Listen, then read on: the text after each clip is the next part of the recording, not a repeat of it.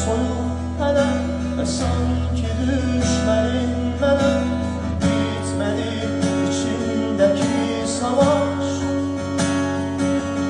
Ah neylərəm düşünməyi onsuz da hər günüm qara, bilinməyən bu yol gedir hara. Heç bir səbəb deyil marağı, son sözümdə var bir ağrı, o mənim sağalmayan yaram.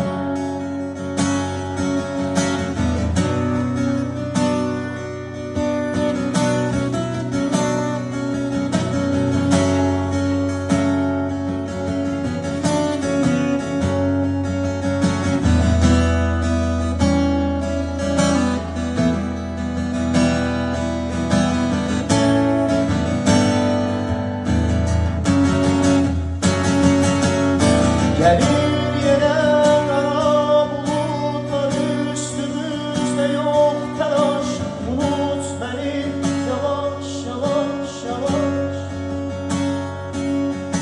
Baxışların soyuq hələ və sanki düşmənin mənə bitmədi içimdəki savaş.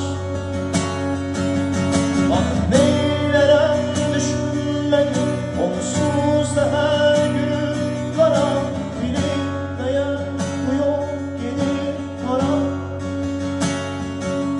Heç bir səbəb deyil marağı, son sözümdə var bir ağrı, o mənim sağalmayan yaram. Ah neylərəm düşünməyi onsuz da hər günüm qara, bilinməyən bu yol gedir hara. Heç bir səbəb deyil marağı, son sözümdə var